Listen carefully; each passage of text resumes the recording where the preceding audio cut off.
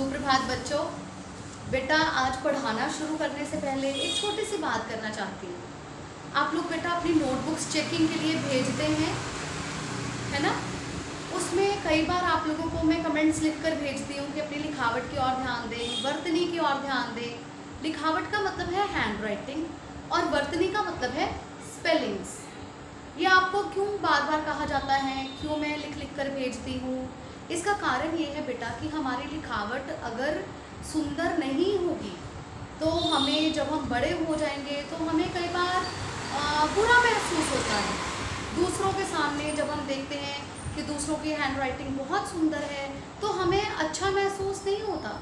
बहुत बार अगर हम गलतियाँ करते हैं, लिखने में हमारे एरर्स होते हैं, हम लिखने में अशुद्धियाँ करते हैं, तो वो भी जब आप बड़े होंगे तो आपको अच्छा नहीं लगेगा कि मेरी इतनी सारी गलतियाँ हैं, है ना। हम बेटा इस एज पर हैं, इस स्टेज में हैं, अभी आप छोटे बच्चे हैं, आप अपने विद्यार्थी जीवन में हैं, आप अपने छात्र जीवन में हैं। अभी से आप जो अच्छी बातें सीख लेंगे वो हमेशा आपके साथ चलती रहेंगी। जो आपकी बुनियाद अभी बन जाएगी ना, वो हमेशा आपके साथ रहेगी। बहुत बार ऐसे होता है कि जब हम बड़े हो जाते हैं तो हम उन गलतियों को चाहकर भी ठीक नहीं कर पाते हैं क्योंकि वो गलतियां पक जाती हैं।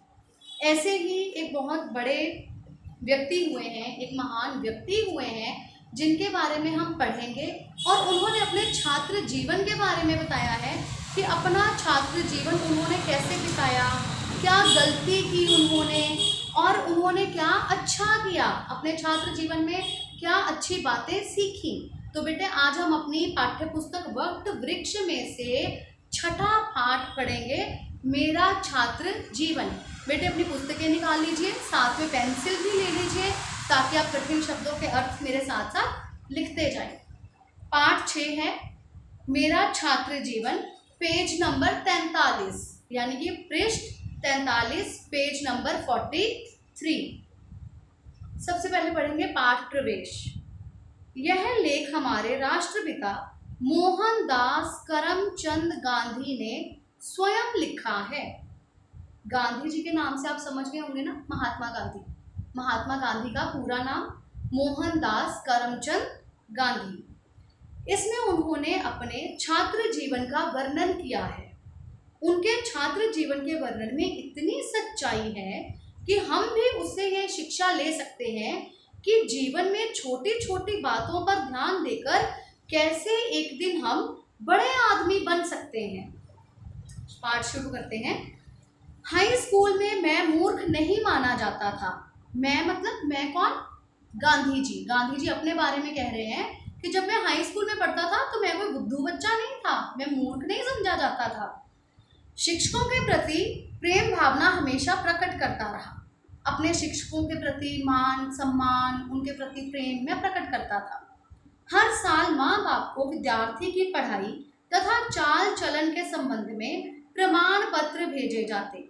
चाल चलन मतलब बिहेवियर। आपका जब पीटीएम्स होते हैं या एनुअल रिपोर्ट्स जब दी जाती है पेरेंट्स को, तो उसमें बताया जाता है ना कि बच्चे का बिहेवियर कैसा है, बच्चा पढ़ने में कैसा है। इसी तरह से गांधी जी के समय में भी जब माँ बाप को प्रमाण पत्र भेजे जाते थे तो उसमें बताया जाता था कि बच्चा पढ़ाई में कैसा है और उसका चाल चलन कैसा है, यानी कि उसका व्यवहार कैसा है। उनमें कभी मेरी पढ़ाई या चाल चलन की शिकायत नहीं की गई। दूसरे दर्जे के बाद 2 इनाम भी प्राप्त करे।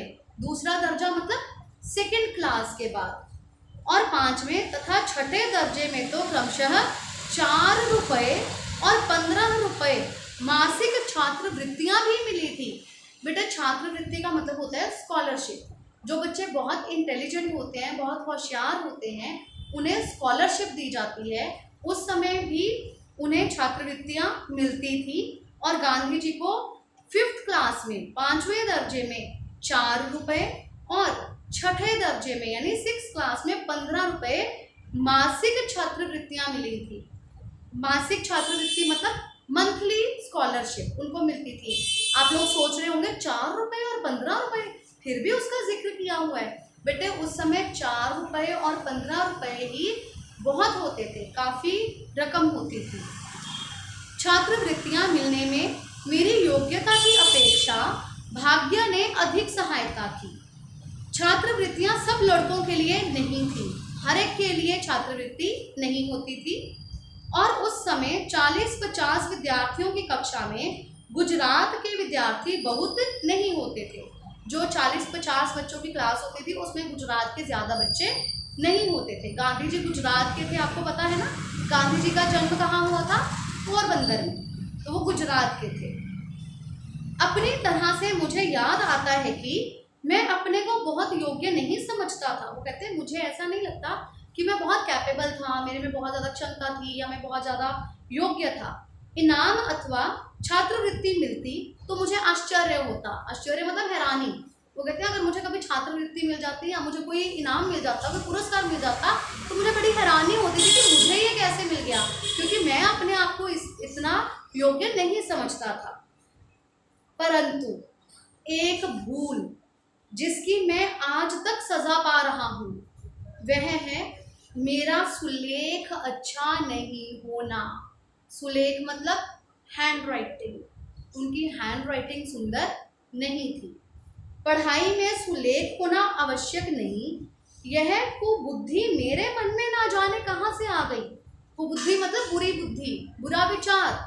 वो कहते हैं पता नहीं मुझे ऐसा क्यों और कब लगा कि अगर हम पढ़ाई कर रहे हैं तो पढ़ लेना काफ़ी है, लिखाई का सुंदर होना बहुत ज़्यादा ज़रूरी नहीं है। वो कहते हैं पता नहीं क्यों मेरे मन में ये विचार आया। जो ठेठ विलायत जाने तक रही। विलायत मतलब विदेश। आपको पता होगा कि गांधी जी विदेश भी पढ़ने के लिए गए थे, उन्होंने वहाँ बैरिस्ट्री भी की थी, है ना। तो वो कहते हैं ये विचार तब तक मेरे मन में रहा जब तक मैं विलायत नहीं चला गया। खासकर दक्षिण अफ्रीका में। दक्षिण अफ्रीका, साउथ अफ्रीका, जहाँ वकीलों और वहाँ जन्मे और पढ़े युवकों के मोती की तरह अक्षर देखे, तब तो मैं बहुत लज्जाया और पछताया। तो कहते हैं मुझे बहुत शर्मिंदा होना पड़ा कि उन सबकी लिखाई तो मोतियों जैसी सुंदर थी, लेकिन मेरी लिखाई बहुत ज़्यादा गंदी थी।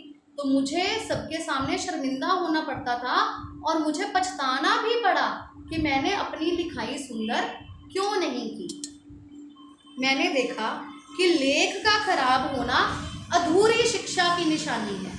यदि आप बहुत ज़्यादा इंटेलिजेंट हैं, बहुत होशियार हैं, अच्छे से खूब अच्छे से पढ़ाई कर रहे हैं, लेकिन आपकी हैंड राइटिंग सुंदर नहीं है, आप सुंदर लिखते नहीं हैं, तो इसका मतलब ये है कि आपने अधूरी शिक्षा ग्रहण की है, आपने अच्छे से पढ़ाई नहीं की। मैंने पीछे अपने लेख को सुधारने की कोशिश की। पीछे मतलब बाद में। वो कहते हैं जब मैंने देखा कि सबकी लिखाई इतनी सुंदर है और मेरी लिखाई सुंदर नहीं है, तो मैंने बहुत कोशिश की, परंतु पक्के घड़े पर मिट्टी कब चढ़ सकती है। आपने देखा है कुम्हार घड़ा बनाता है, जब कुम्हार घड़ा बनाता है तो मिट्टी कच्ची होती है, उसमें ज़रूरत के अनुसार वो मिट्टी निकालता है, ज़रूरत के अनुसार मिट्टी डालता है, फिर उसके बाद एक घड़े को पका लिया जाता है। आपने बाज़ार में देखे होंगे ना, रेड रेड कलर के घड़े होते हैं। जब घड़ा पक चुका है तो अगर हम उसको ठीक करना चाहते हैं, क्या हम उस पर दोबारा मिट्टी लगा सकते हैं? उसको ठीक कर सकते हैं? नहीं कर सकते। इसी तरह से गांधी जी कहते हैं अब मेरी वो हैंड राइटिंग जो थी, मेरा जो सुलेख था वो पक चुका था, मेरे अक्षरों की बनावट वैसी बन चुकी थी, अब उनको ठीक नहीं किया जा सकता था। जिस बात की अवहेलना मैंने बचपन में की थी, अवहेलना मतलब जिस बात को मैंने इग्नोर किया था, मुझे लगा था कि ये ज़रूरी नहीं है, उसे फिर मैं आज तक सुधार ना सका। अपनी लेटर स्टेजेस में भी, बाद में भी वे अपने लेखन को सुधार नहीं सके। हर एक नवयुवक और युवती मेरे उदाहरण से चेते।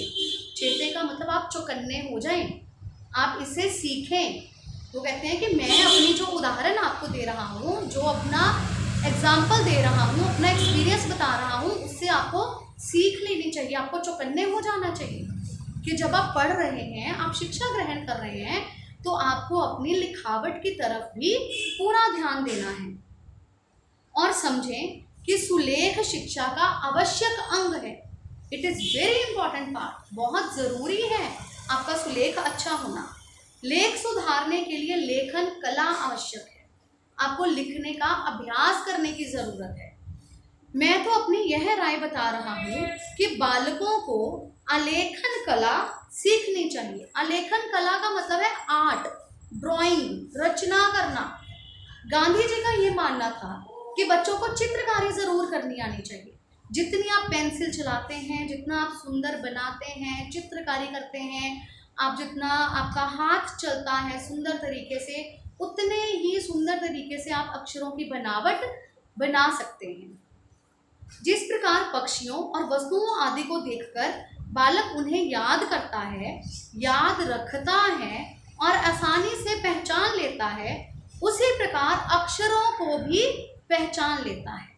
और जब आलेखन कला सीखकर चित्र इत्यादि बनाना सीख जाता है, तब यदि अक्षर लिखना सीखे तो उसके अक्षर सुंदर हो जाते हैं। अक्षरों की बनावट बहुत ही सुंदर हो जाती है। उसके बाद अपना अगला एक्सपीरियंस बता रहे हैं, अगला अनुभव बता रहे हैं, जो कि लैंग्वेजेस के बारे में है, भाषा के बारे में। बहुत बार हम कहते हैं मुझे हिंदी अच्छी नहीं लगती है, मुझे पंजाबी अच्छी नहीं लगती है, मुझे ये लिखना अच्छा नहीं लगता है। इसी तरह से गांधी जी बता रहे हैं कि उनके भाषा के प्रति क्या विचार थे। संस्कृत मुझे रेखा गणित से भी अधिक मुश्किल मालूम होती। मोस्टली बच्चों को मैथ्स टफ लगता है ना, लेकिन वो कहते हैं कि जो संस्कृत उनको पढ़ाई जाती थी वो उन्हें रेखा गणित से भी ज़्यादा मुश्किल लगती थी। रेखा गणित में तो रटने की कोई बात नहीं थी, परंतु संस्कृत में मेरी दृष्टि से सब रटना था। उन्हें ऐसा लगता था कि संस्कृत में सब कुछ रटना पड़ता है, सब कुछ क्रैम करना पड़ता है। यह विषय भी चौथी कक्षा में शुरू होता है। छठी कक्षा में जाकर मेरा तो दिल बैठ गया। चौथी कक्षा में तो छोटे छोटे उनको बेसिक सिखाए जाते होंगे, लेकिन जैसे ही 6th क्लास में पहुंचे तो सिलेबस ज़्यादा हो गया होगा, पाठ्यक्रम बढ़ गया होगा। वो कहते हैं चौथी कक्षा से शुरू हुआ, लेकिन छठी कक्षा तक जाते जाते तो मेरा दिल बैठ गया कि मैं इतना कैसे पढ़ूंगा, इतना कैसे रटूंगा। संस्कृत के शिक्षक बड़े सरल थे। विद्यार्थियों को बहुतेरा पढ़ा देने का लोभ उन्हें रहा होगा। शायद उन्हें लगता होगा, उन शिक्षक को ऐसे लगता होगा कि मैं बच्चों को अच्छे से पढ़ाऊं, खूब अच्छे से पढ़ाऊं, बच्चे बहुत सारी चीज़ें सीख जाएं। संस्कृत और फारसी में एक प्रकार की प्रतिस्पर्धा रहती। बेटा जब गांधी जी पढ़ते थे स्कूल में तो वहाँ पर फारसी भी पढ़ाई जाती थी, संस्कृत और फारसी। कोई बच्चा संस्कृत पढ़ता था, कोई बच्चा फारसी पढ़ता था। और फारसी वर्ग में एक प्रकार की प्रतिस्पर्धा रहती। प्रतिस्पर्धा मतलब कंपटीशन, एक तरह का उनमें कंपटीशन रहता था, मुकाबला होता था उनके बीच में कि संस्कृत पढ़ने वाले बच्चे ज़्यादा अच्छे हैं या फारसी पढ़ने वाले बच्चे ज़्यादा अच्छे हैं। विद्यार्थी लोग आपस में बातें करते कि फारसी बड़ी सरल है। बच्चे आपस में बातें करते थे कि फारसी तो बहुत आसान है, बड़ी आसानी से समझ में आ जाती है और हम बड़ी आसानी से उसको पढ़ते हैं। और मौलवी साहब भी भले आदमी हैं, और जो मौलवी साहब पढ़ाते थे फारसी वो भी बहुत अच्छे हैं। विद्यार्थी जितना पाठ याद करता है उतने पर ही वे निभा लेते हैं। बच्चे जितना पाठ याद कर लेते हैं ना, उसी में उनका काम चल जाता है कि कोई बात नहीं, एक्स्ट्रा नहीं पढ़ना है तो कोई बात नहीं, जितना तुम्हें याद होता है तुम उतना कर लो। सरल होने की बात से मैं ललचाया। अब उनके जब फ्रेंड्स बातें करते होंगे, उनके मित्र बातें करते होंगे कि फारसी तो बहुत आसान है, कोई मुश्किल नहीं होती, तो कहते हैं मेरे मन में लालच आ गया और मेरा मन किया कि मैं फारसी की क्लास में जाकर बैठ जाऊं। और एक दिन फारसी की कक्षा में जा बैठा। संस्कृत शिक्षक को इससे दुख हुआ। अब जो संस्कृत पढ़ाते थे अध्यापक, उनको ये बात अच्छी नहीं लगी। उनको लगा कि मैं संस्कृत पढ़ाता हूँ लेकिन ये संस्कृत छोड़कर फारसी की क्लास में जाकर बैठ गया, उन्हें अच्छा नहीं लगा। उन्होंने मुझे बुलाया और कहा, यह तो सोचो तुम किसके लड़के हो, धर्म की भाषा तुम नहीं पढ़ना चाहते। उस समय ऐसा था कि ये लोग मानते थे कि जो मुसलमान हैं वो फारसी पढ़ेंगे, तो उनके अध्यापक ने उनसे कहा कि धर्म की भाषा तुम नहीं पढ़ना चाहते, हिंदू धर्म की भाषा है संस्कृत, क्या तुम नहीं पढ़ोगे? तुमको जो कठिनाई हो सो मुझे बताओ। अब अध्यापक ने उसे ये भी समझाया कि संस्कृत पढ़ते हुए अगर तुम्हें कोई कठिनाई आ जाती है, कोई समस्या आती है तो तुम मुझे बताया करो, मैं उस सारी समस्या का हल कर दूंगा। मैं तो समस्त विद्यार्थियों को अच्छी संस्कृत पढ़ाना चाहता हूँ। समस्त विद्यार्थियों को मतलब सभी विद्यार्थियों को। आगे चलकर तो इसमें रस की घूंटें मिलेंगी। और अध्यापक ने अब उन्हें समझाया कि अभी थोड़ी मुश्किल लग रही है, लेकिन जब थोड़ी संस्कृत पढ़नी आ जाएगी तो तुम्हें इसमें मज़ा आने लगेगा। रस की घूंटें मिलेंगी मतलब तुम्हें इसको पढ़ने में बहुत ज़्यादा मज़ा आने लगेगा। तुमको इस तरह निराश नहीं होना चाहिए। तुम फिर मेरी कक्षा में आकर बैठो। मैं शर्मिंदा हुआ, है मतलब गांधी जी कहते हैं कि मैं बहुत ज़्यादा शर्मिंदा हुआ और शिक्षक के प्रेम की अवहेलना नहीं कर सका। अध्यापक जो मुझसे प्यार करते थे, उन्होंने मुझे दोबारा से कहा कि तुम संस्कृत की क्लास में आकर बैठो, तो मैं उन्हें मना नहीं कर पाया। आज मेरी आत्मा मास्टर कृष्ण शंकर का उपकार मानती है। उनके संस्कृत के अध्यापक का क्या नाम था? कृष्ण शंकर जी। वो कहते हैं उनका मैं उपकार मानता, क्योंकि जितनी संस्कृत मैंने उस समय पढ़ी थी, यदि उतनी भी ना पढ़ी होती तो आज मैं संस्कृत शास्त्रों का जो आनंद ले रहा हूँ वह नहीं ले पाता, क्योंकि मुझे इस बात का पश्चाताप रहता कि मैं संस्कृत अधिक नहीं पढ़ सका, क्योंकि आगे चलकर मैंने समझा कि किसी भी हिंदू बालक को संस्कृत का अच्छा अध्ययन किए बिना नहीं रहना चाहिए। गांधी जी ने बहुत सारे शास्त्रों का अध्ययन किया था, संस्कृत शास्त्रों का भी अध्ययन किया, और वो अपने अध्यापक का उपकार मानते थे कि अध्यापक ने उन्हें समझाया, संस्कृत की क्लास में बिठाया, और जब उन्हें अब शास्त्र पढ़ने थे तो उन शास्त्रों को पढ़ने में उन्हें अब आनंद मिलता था। यदि उन्होंने ना पढ़े होते तो उन्हें कुछ भी समझ में नहीं आता और उसमें वे बिल्कुल भी रस नहीं ले सकते थे। अब तो मैं यह मानता हूँ कि भारतवर्ष की उच्च शिक्षा में मातृभाषा के उपरांत राष्ट्रभाषा हिंदी, संस्कृत, फारसी, अरबी और अंग्रेजी के लिए भी स्थान होना चाहिए। जो गांधी जी हैं बेटा, वो हमेशा ही ये कहते थे कि बच्चों को उनकी मातृभाषा में ज़रूर सिखाना चाहिए, जो उनकी मदर टंग होती है। आपको पता है जो नई एजुकेशन पॉलिसी आई है उसमें भी ये एक रूल आया है कि बच्चों को मातृभाषा में सिखाया जाना चाहिए, उनको पढ़ाया जाना चाहिए। और गांधी जी का ये मानना था कि मातृभाषा के बाद बच्चों को हिंदी, संस्कृत, फारसी, अरबी और अंग्रेजी ज़रूर सिखानी चाहिए। इतनी भाषाओं की गिनती से किसी को डर जाने की आवश्यकता नहीं है कि हे भगवान इतनी सारी लैंग्वेजेस पढ़नी पड़ेंगी, इतना कुछ जानना पड़ेगा, इतनी भाषाएं पढ़नी पड़ेंगी। घबराने की आवश्यकता नहीं है। यदि विधि पूर्वक भाषाएं पढ़ाई जाएं और सब विषयों का अंग्रेजी के द्वारा अनुवाद करने का बोझ हम पर ना हो तो ये भाषाएं भार नहीं मालूम पड़ेंगी, बल्कि उनमें बड़ा रस आने लगेगा। गांधी जी ये कहते थे कि यदि आप ध्यान से, अच्छे तरीके से किसी भी भाषा को समझते हैं, सीखते हैं, पढ़ते हैं, तो वो भाषा आपको कभी भी भार नहीं लगेगी। यदि आप आज का काम कल पर छोड़ देंगे कि आज मैंने ये सीख लिया, अब आगे का मैं कल सीख लूँगा, ये इतना ज़रूरी नहीं है, तो वो आपका काम बढ़ता जाएगा और आपकी रुचि उस विषय में कम होने लगती है। आप वो भाषा कभी भी अच्छे से नहीं सीख पाएंगे। फिर जो भाषा को विधि पूर्वक सीख लेता है उसे दूसरी भाषाओं का ज्ञान सुगमता से हो जाता है, आसानी से वो दूसरी भाषाएं भी सीख सकता है। सच पूछिए तो हिंदी, गुजराती और संस्कृत इन्हें एक ही भाषा मानना चाहिए। यही उर्दू, फारसी और अरबी के लिए कह सकते हैं। बेटा आपको पता है जो हिंदी भाषा है वो संस्कृत से निकली है। संस्कृत हिंदी भाषा का बेस है, इसीलिए उन्होंने कहा कि हिंदी, गुजराती और संस्कृत को एक ही भाषा मानना चाहिए। गुजराती के बहुत सारे शब्द हैं जो हिंदी से मिलते जुलते हैं, इसी तरह से उर्दू, फारसी और अरबी भाषाएं भी हैं। मैंने 6-7 साल की उम्र से लेकर 16 वर्ष तक विद्या अध्ययन किया, मतलब पढ़ाई की, परंतु स्कूल में कहीं धर्म शिक्षा ना मिली, धर्म की शिक्षा नहीं मिली। धर्म का मतलब ये नहीं है कि हिंदू धर्म की शिक्षा नहीं मिली, मुसलमान धर्म की शिक्षा नहीं मिली, ऐसा उनका बिल्कुल मानना नहीं है। जो चीज़ें शिक्षकों के पास से सहज मिलनी चाहिए थी वे नहीं मिली। उन्हें कहीं ना कहीं ये लगता था कि मुझे जो चीज़ें अध्यापकों से मिल सकती थी, जिन्हें मैं अध्यापकों से सीख सकता था, वे शायद मुझे कहीं कम मिली हैं। फिर भी वातावरण से तो कुछ ना कुछ धर्म प्रेरणा मिला करती थी। यहाँ धर्म का व्यापक अर्थ लेना चाहिए। व्यापक मतलब बड़ा, धर्म का एक विस्तार अर्थ लेना चाहिए।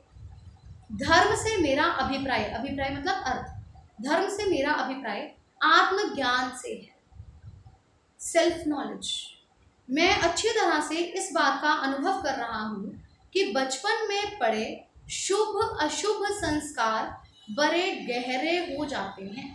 बेटा ध्यान से सुनो, ये लाइन दोबारा पढ़ रही हूँ।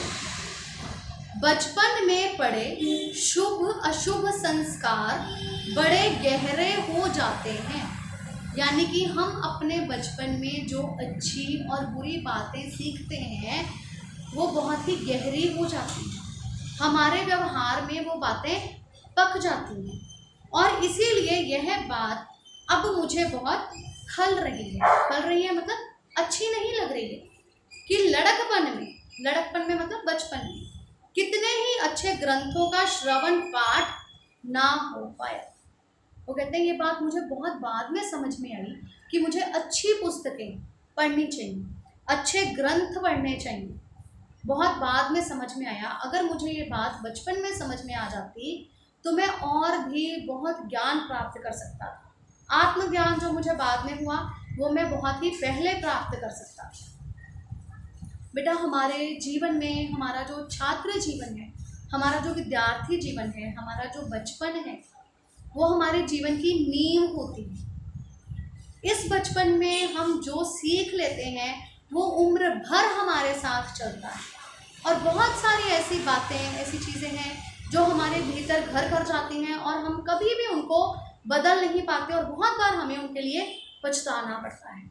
ऐसा हमारे साथ ना हो, इसलिए हमें बचपन में ही अच्छी बातें सीखनी चाहिए। हमें नैतिक मूल्य सीखने चाहिए। नैतिक मूल्य मीन्स मॉरल वैल्यूज़। हमारे भीतर मॉरल वैल्यूज़ होनी चाहिए। मैं हर बार आपको यही बात कहती हूँ कि आपके अध्यापक, आपके पेरेंट्स आपको जो कहते हैं उसे ध्यान से सुने और समझें। ये सब आपकी भलाई के लिए, ताकि आप अच्छे से अपना जीवन बिता सकें। बेटा मुझे आशा है कि आपको ये पाठ बहुत अच्छे से समझ में आया होगा। इस पाठ के प्रश्न भेजूंगी, आप पाठ पर आधारित उनके उत्तर लिखेंगे। धन्यवाद बेटा।